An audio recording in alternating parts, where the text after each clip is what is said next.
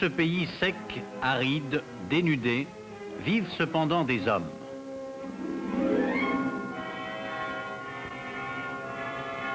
Ni les gens, ni leurs bêtes n'ont de domicile. Ce sont des errants. Ils campent à la belle étoile. De quoi vivent-ils? Pourquoi sont-ils nomades?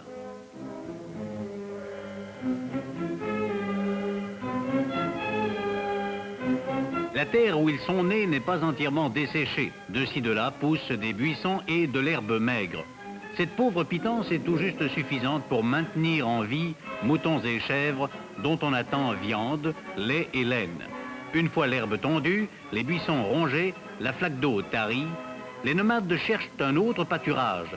Ils comptent sur la nature pour remettre en état le bien provisoirement quitté. Le nomadisme existe dans les diverses parties du monde. Les toundras de l'Arctique, les steppes de l'Asie centrale,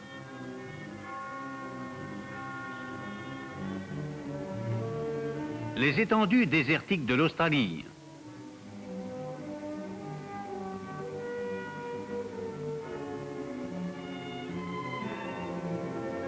le nord de l'Afrique enfin sont des régions où le climat n'encourage pas l'agriculture mais permet le pâturage. C'est en Afrique, à la frontière septentrionale du Sahara, que nous nous trouvons. Les Arabes nomades y vivent en groupe, dont chacun est placé sous l'autorité d'un cheikh. C'est lui qui désigne la route à suivre et choisit les lieux de campement. Ici, on se trouve à un point d'eau et l'on y fera la halte, car l'eau est vitale pour les hommes et leurs troupeaux. L'endroit retenu par le cheikh peut paraître sec et dénudé, mais on y découvre pourtant quelques buissons dont les bêtes se contentent. Le cheikh ayant donné l'ordre d'établir le camp, chacun entreprend son travail familier, 100 fois accompli déjà. Le cheikh surveille les opérations. Son autorité sur la trentaine de personnes qu'il a sous sa garde est sans limite. Voyons de près une des familles du groupe. Ali, le fils, et Memona, la fille, aident leurs parents à déballer la tente sanglée sur les chameaux, bêtes de somme endurcies, bien adaptées à la vie du désert.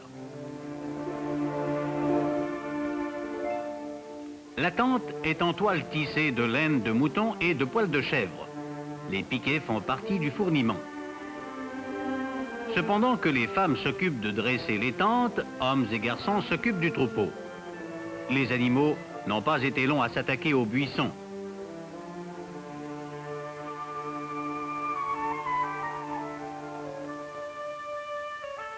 Pour se protéger des ardeurs du soleil, Ali et son père portent un turban.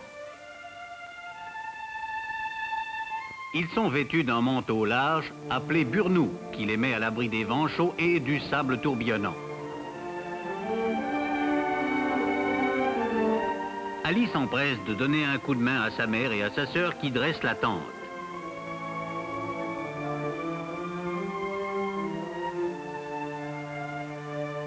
Ali s'attaque à une extrémité, sa sœur Memona à l'autre.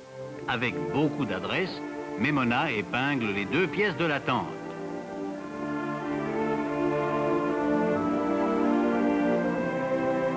Ali déplie une des couvertures de laine appartenant à la famille. Chaque ménage transporte ses biens de campement en campement. Couverture, ustensiles, un peu de nourriture et bien entendu l'eau. L'eau si précieuse, généralement conservée dans une outre en peau de chèvre. Quand maman vide l'outre, Ali et Memona savent qu'ils ont un autre devoir à accomplir.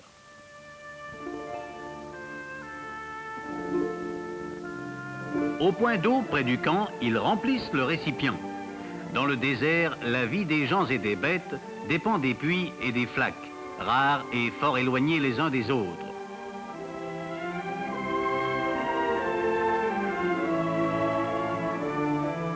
Tandis que les enfants font provision d'eau, la mère prépare le repas.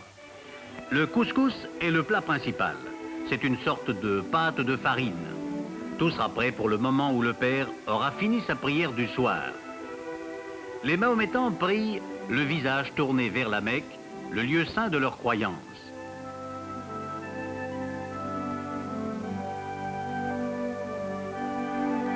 Un peu plus tard, la famille est à table.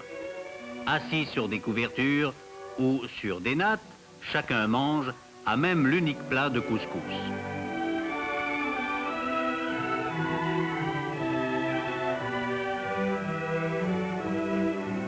Après quoi, les enfants s'assemblent autour du feu et écoutent avidement le conteur redire les légendes de la tribu et rappeler les hauts faits des héros. De génération en génération, la tradition est transmise oralement car il n'y a pas de livre pour ces enfants errants. Le genre de vie n'a guère changé depuis les temps bibliques.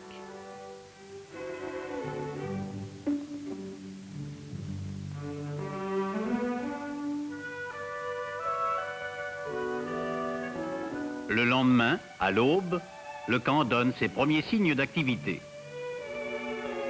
Lestés de quelques dattes et de pain, Ali et son père vont au travail.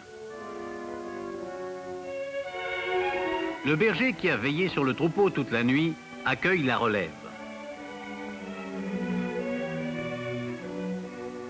Les boutons fournissent la laine que tissent les femmes. Memona et sa mère utilisent un métier à tisser portatif dont les petites dimensions conviennent à leur installation précaire. Une partie de la toile servira aux besoins propres du ménage. Le reste sera vendu dans le village en bordure du désert.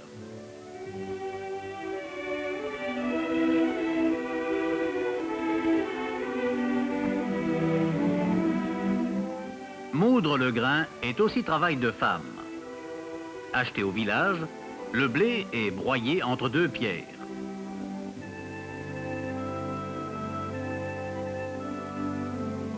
Ce sont encore les femmes qui font provision de bois à brûler. Parfois, la routine et l'uniformité sont troublées par un léger incident. Voyez Ali et son père s'inquiétant de la disparition d'un chevreau. Les jumelles, utilisées par papa, sont un des rares instruments empruntés à la technique moderne. Un plan est mis au point. Ali et un autre berger commencent les recherches. Abandonné à lui-même dans le désert, un chevreau ou un agneau ne vivrait pas longtemps. Ali sait qu'il faut agir vite.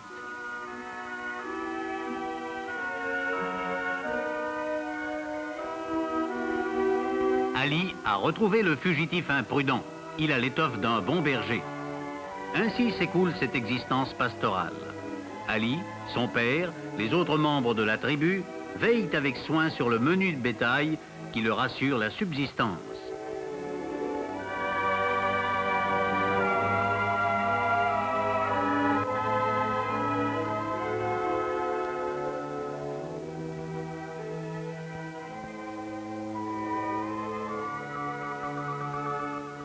Un jour, le cheikh vient parler au berger. On le salue avec le plus grand respect. Le chef a cherché et trouvé un autre pâturage. Il est temps, dit-il, d'aller ailleurs, car ici, il ne reste quasi rien.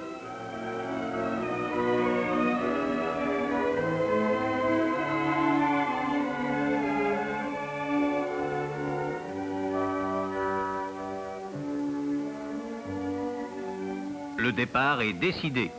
Les hommes apportent la nouvelle au camp. Il faut tout emballer.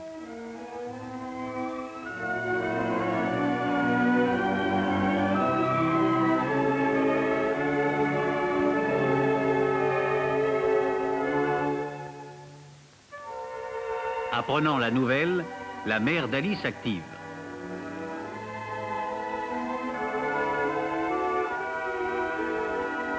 Toutes les familles plient bagages. Chacun sait ce qu'il a à faire.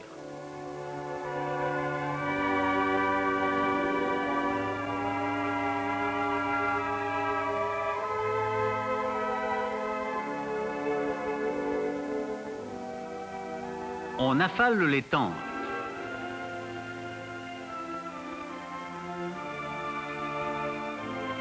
En peu de temps, tout est prêt. Les chameaux ont leur charge, le troupeau se met en route.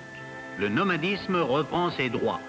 Quelque part dans les sables brûlants, le cheikh et ceux dont il a la garde trouveront une autre pâture, un autre puits. Telle est la vie nomade, ainsi qu'elle a été réglée de toute éternité. Changer de place, faire paître le troupeau et repartir sous la calotte des cieux.